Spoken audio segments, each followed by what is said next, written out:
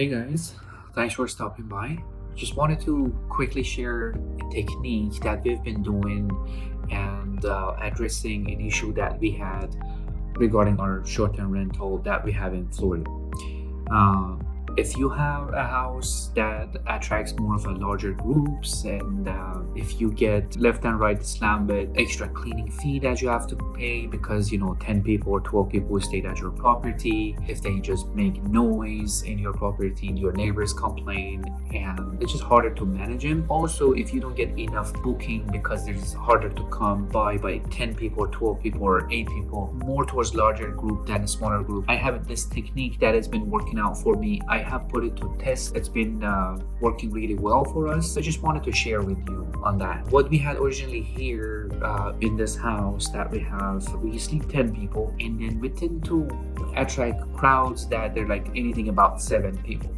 So they can split the price because it's just more of a pricier property to stay at. A couple or like a group of 3, 4, or even 5 people won't come here to stay that much because you can find more value for your money in terms of the booking that you're looking at. So we've been missing out on these smaller groups. We don't really attract these smaller groups, and then it's just a huge market for that we're missing out, and then we're just waiting for a bigger groups to come in and book our property. That has affected on our occupancy rate, brings it down, and then we have 2 properties, one in California, one in Florida, and then we've been significantly feeling less booking. Again, as we discussed, it could be because of the recession, or it could be because of the low season, or any other reason behind it that not only us but also other hosts been feeling it. What I have been doing for this specific scenario, we lowered the price to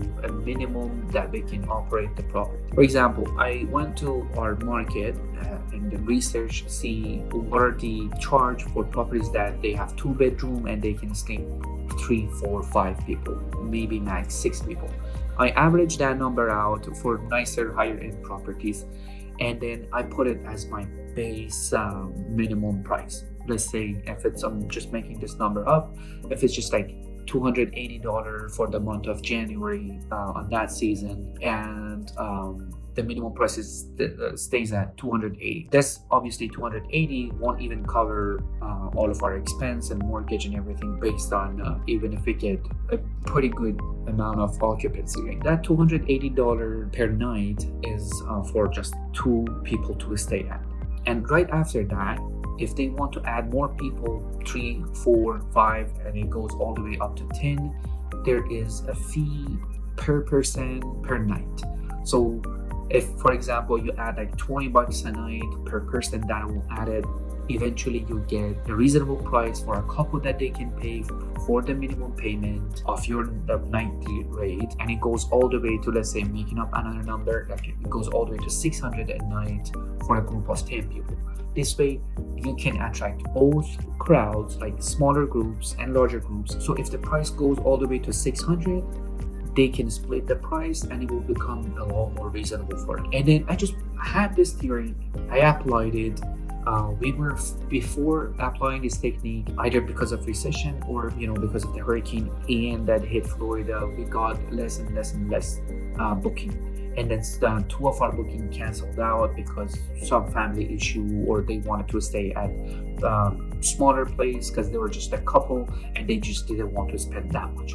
That's what they wrote in their message, and they canceled their booking. One of them was actually for the month of February. It was about a 4 weeks they booked it, they canceled it, and it was about $15,000 that they canceled out. So after that, I started thinking about it, and I said, I like to get more bookings. I would prefer smaller groups. Yes, of course, you have to get charged less and you make less profit for these smaller groups because the price sits on the minimum range, but it will increase significantly on your occupancy rate, and then you can attract both crowds.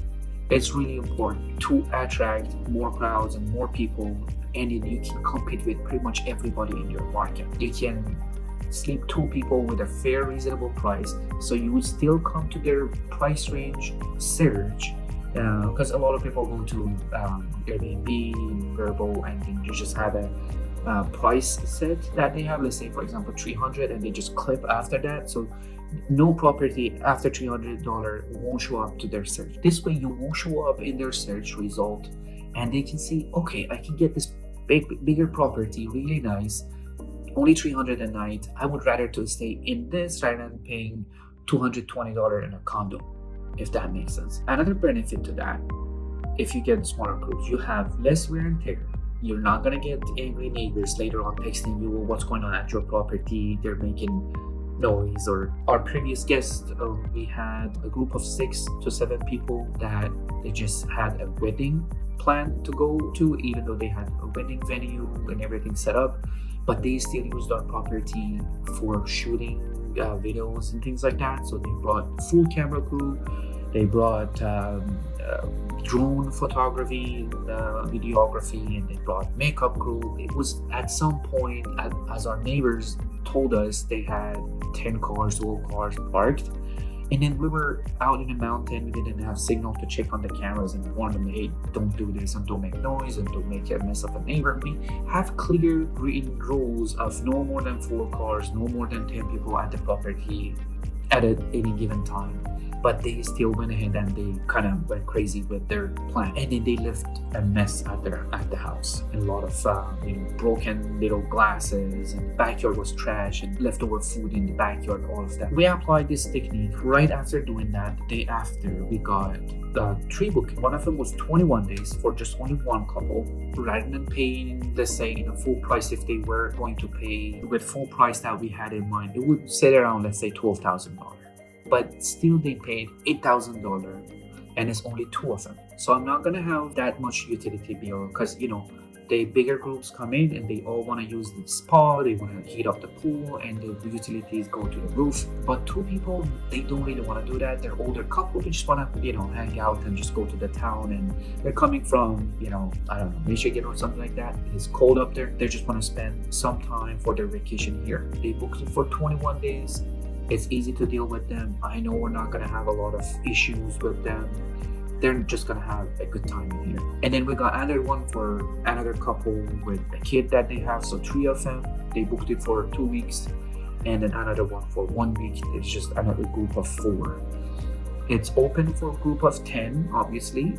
But if they have to pay for the full price, and they will get compensated for the balance of more headache, more money, less headache, less money. But applying this technique, our occupancy right now is about 90%, 95%. It went all the way up. And then we got a lot of smaller groups. So we actually had our cleaners to just give us a base price, and based on the amount of work that they put in, they can increase the price. So we're saving a lot on also cleaning fees. This technique worked out. I was really excited. I was really happy that we were able to bring our occupancy to a really higher level. I have seen this technique, obviously some people use it, but not so much, especially in my market. Every property has that sleeps, let's say 10 people, they have their range that is not changing based on the people that they stay at their property. Probably you've been doing this for a long time and it's nothing new, but if it isn't, I really encourage you to just look into it and see. Probably you are missing out on a lot of booking that you're not getting right now. You might think, okay, no, I really don't want to list my property for lower, and I don't give it to smaller groups because they can come in, but I don't decrease the price for them. I really encourage you to just look into it and have a flexible price based on the amount of people that they come in. It worked pretty well. I was excited. It got me really happy when I just saw the result of it, that has been really working. You can get more booking, obviously more booking leads to more 5-star and good reviews, and then more of those, again, more profit. Yeah, that's it. If it was something new to you, if it was not something new, let me know in the comment if you have been using this, or if you have any other technique that you use for this a bit more uneven time that profit in Airbnb fluctuates a lot. It could be either because of the influx of other hosts that they come into the market, or recession, or low season. Leave your input in the comment. I would love to know what's your plan and your strategy. Thanks for watching. If you found value in this, hit the like button. Really appreciate it. See you guys later.